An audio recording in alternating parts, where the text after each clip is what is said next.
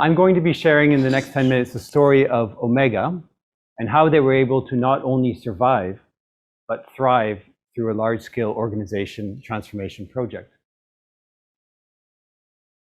So some background. Omega Healthcare Management Services is one of the fastest growing and largest BPOs, so business process outsourcing organizations serving the US healthcare industry.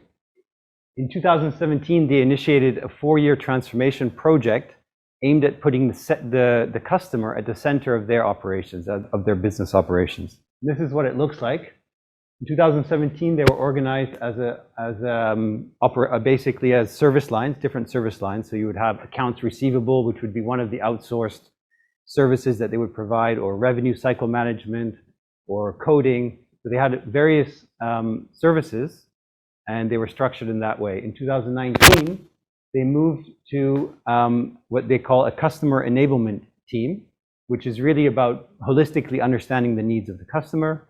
They had a business enablement team, which was about designing the processes and the systems to meet those needs. And then they had the delivery teams. So the customer became much more at the center, but still from a customer point of view, they still had 2 or 3 different points of contact. Internally, they still had different KPIs that they were measured amongst. And now eventually they've moved to 2021, they're finalizing the transition to become a fully customer-centric organization. So what makes this case unique? It's not so much what they did, because many organizations have transitioned to become more customer-centric, but it's really how they did it. And they made a very intentional choice to seize this opportunity to unleash more human potential. And by unleashing more human potential, to stimulate innovation and to boost employee morale or engagement. Now, let me just go back.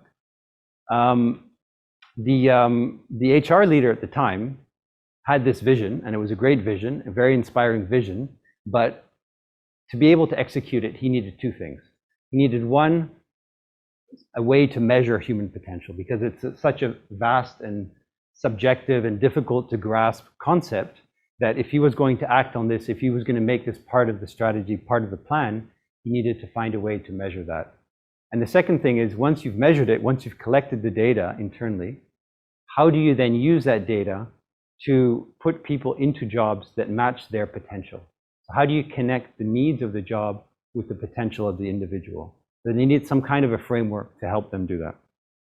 And that's where Being at Full Potential came in, which is the name of my company. And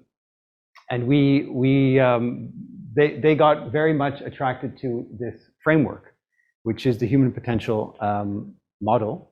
And there's quite an extensive assessment behind this, 83 different questions.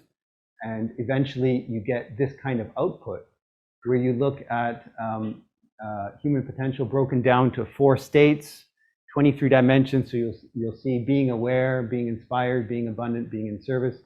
Many of the things that we heard James and Irene speak about from Novartis, I think you'll see here, like curiosity, connectedness,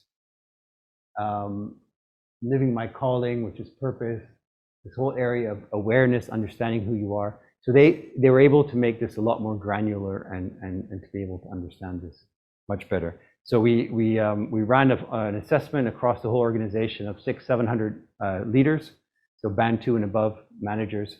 And then we developed this framework together with them, which looks at utilization of potential and performance of the individual on the horizontal axis.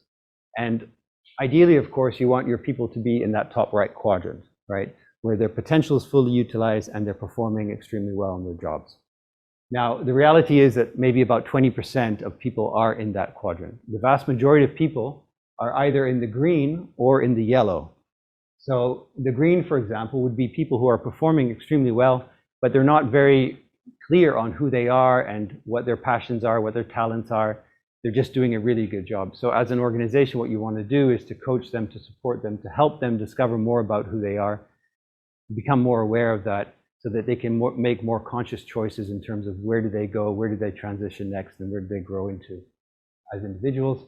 The next one, the move, which is highly expressed potential, but performance is not not fully there. So that could be a situation where somebody is being undervalued in their current role, or what they're trying to bring into that role is not matching the needs or the responsibilities in that particular position.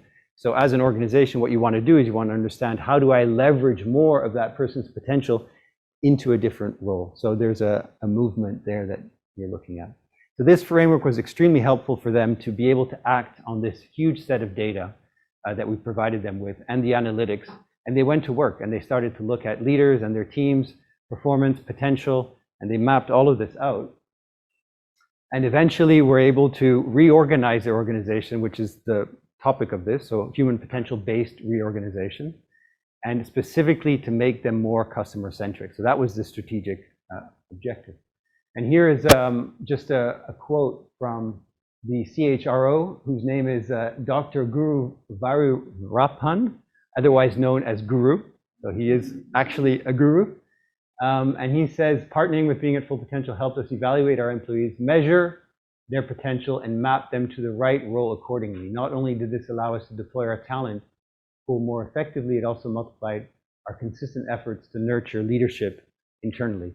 So this is, I want to go back to what we heard this morning from Pedro about these tensions, right? We want to transform. We want organizations to transform, but we want stability as well. It's one of these dilemmas that we're facing. And what they did is they were very clear in saying, we want to transform, but we want to do it in a way where the organization will thrive. We want to seize this opportunity to leverage more potential. So that's like a third way, that's moving beyond this either or that paradigm that we often find ourselves in. And here you can see just an output of the data. So we did a full scan of the organization in 2017. We redid it in 2019, and eventually we'll be doing it again in 2022 or 23 to look at the whole picture. And you can see, the color codes is basically how expressed people are. So red is unexpressed, yellow is underexpressed, green is well expressed, purple is fully expressed. And you can see how areas like curiosity, holistic view, which are two very important things when you think about customer centricity, have increased significantly. And then in terms of people understanding who they are in their relationship to their colleagues and their teams, also has gone up significantly on the awareness side. And the very important one also is the passion, the sense of passion and purpose that people feel in their work has also gone up significantly. So also business results, we're all curious about how does this impact the bottom line. Now, as I said up front, Omega is a very fast-growing company. They're in a very fast-growing industry, so they will naturally have a lot of organic growth, but they definitely do contribute quite a lot of this positive momentum to the work that they've done with us. So they've seen business amongst existing customers go up by 70%, business amongst new customers by 30%. We also have some very nice qualitative insights from people who were part of this program, things like easier to connect, to problem solve, facilitating outreach to clients, helping business growth, collaborative efforts, and especially the last one, the smaller clients starting to feel valued and having that human touch. So they're growing along with us in a collaborative way. There we go. I even have 1 minute over. How's that?